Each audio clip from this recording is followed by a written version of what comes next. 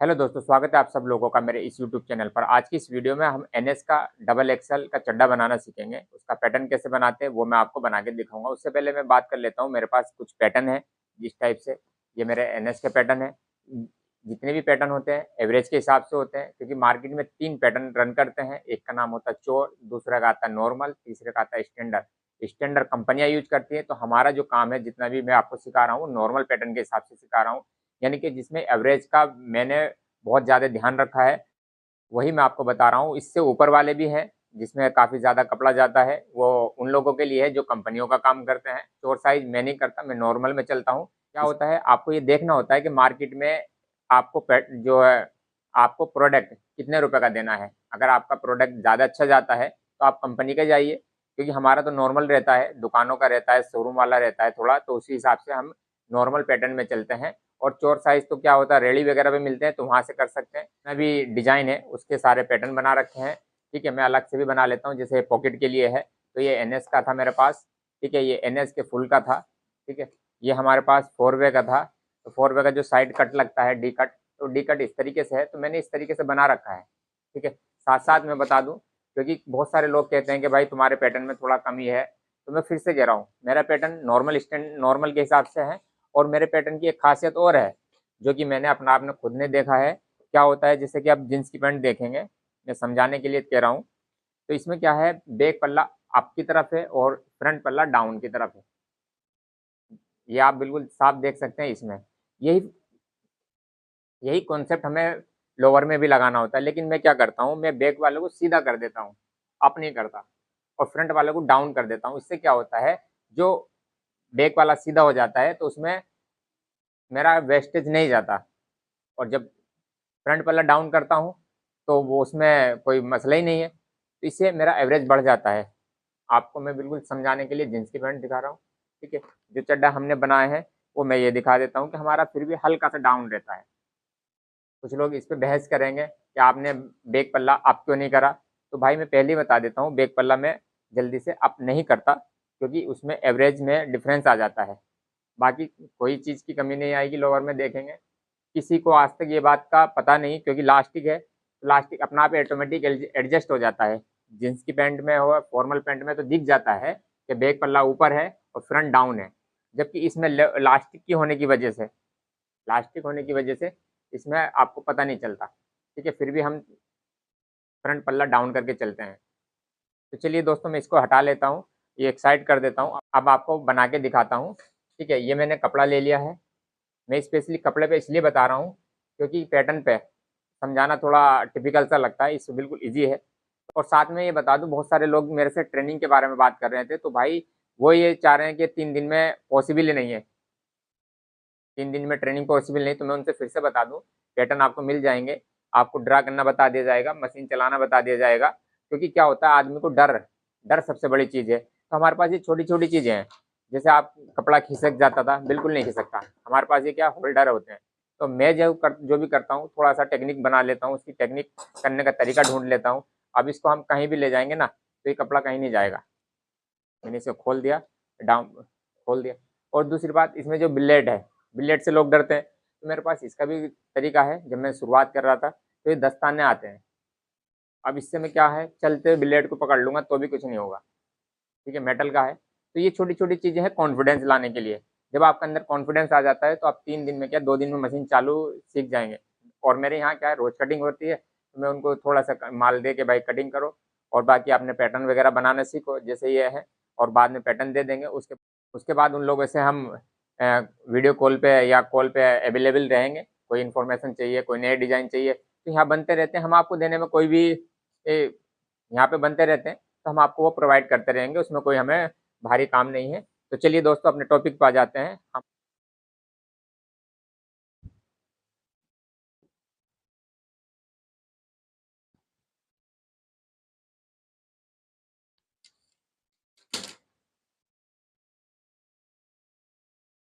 ठीक है, तो एल ले लेते हैं, क्योंकि इससे क्या होता है, पल्ला घूमता नहीं है।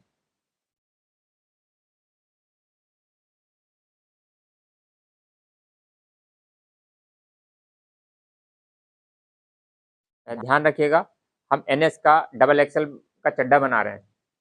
ठीक है, ये हमारे पास तैयार है। सबसे पहले हम इसकी लेंथ ले लेते हैं। लेंथ हमको रखनी होती है 23 इंच।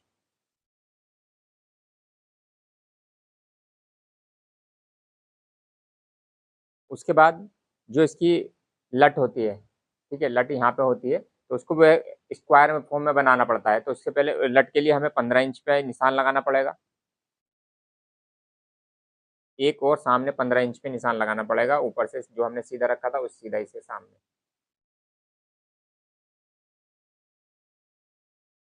इसको हम स्केल की सहायता से मिला देते हैं।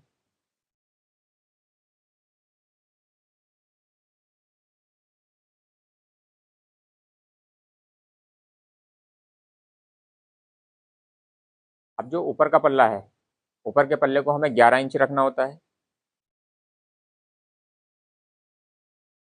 हम 11 इंच पे निशान लगा देते हैं। जैसा मैंने आपको बताया, एक यहाँ पे स्क्वायर बन जाता है, ये आपको ध्यान रखना है। अब हम 13 इंच पे एक निशान लगाएंगे।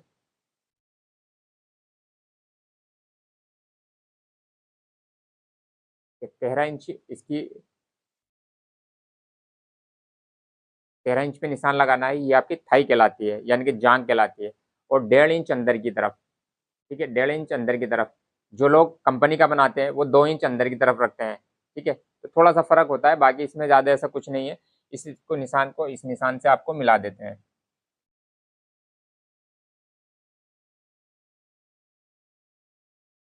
इसको थोड़ा सा अप करते हुए ढाल दे देते हैं। वो भी ढाल भी हम क्या करते हैं, पटरी हमारे पास होती है, इससे ढाल बहुत अच्छा आता है। ऐसा नहीं कि आप किसी से भी बनाएं, इससे ढाल अच्छा आता है, इसलिए ये यूज किया जाता है।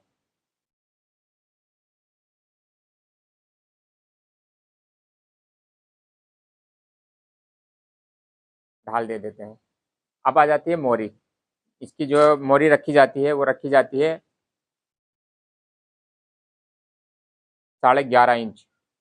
तो जो हमने 23 इंच लिया था, तो एक और हमने सामने 23 इंच का निशान लगाना है, क्योंकि हमको एक सीधी लाइन चाहिए थी, इसलिए हमें एक और निशान लेना पड़ा।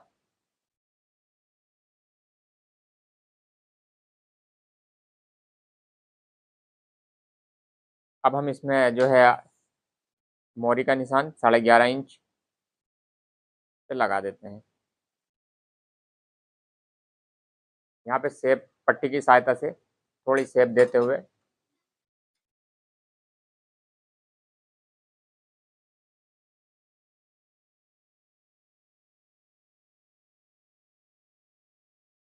ठीक है दोस्तों, तो ये बेसिकली फ्रंट पल्ला तैयार हो गया है। ठीक है, इसमें हम जब निशान लगाते हैं पॉकेट का, तो ऊपर से 6 इंच छोड़ देते हैं। 6 इंच का पॉकेट ऊपर से 6 इंच छोड़ देते हैं, और 6 इंच ही नीचे की तरफ निशान लगा लेते हैं, क्योंकि 6 इंच का हमारा पॉकेट होता है। जो चेन लगाते हैं हम 6 इंच के लिए, चेन आती है हमारी 7 इंच की आती है, 8 इंच की आती है, तो हमें 6 इंच पे यहाँ पे निशान लगाना होता है। तो ये जो बीच का बनता है 6 इंच आ जाता है।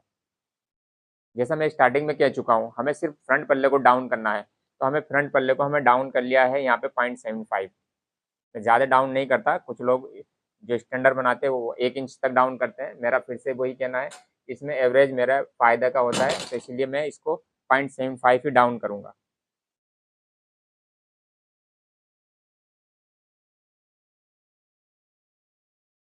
ये निशान आपको डिस्टर्ब ना करें, इसलिए इसको हम काट देते हैं, मिटा देते हैं एक तरीके से। तो ये हमारा जो है फ्रंट का पल्ला तैयार हो जाता है। ठीक है, इसी तरीके से हमें बैक का लेना पड़ेगा। बैक में क्या करना है, इसको पूरे को उठाइए, ठीक है, 1 इंच। इसी तरीके से हमें बैक का पल्ला तैयार करना है। इस पूरे पल्ले को उठाइए, ठीक है, और उसके दूसरी जगह रख के पीछे से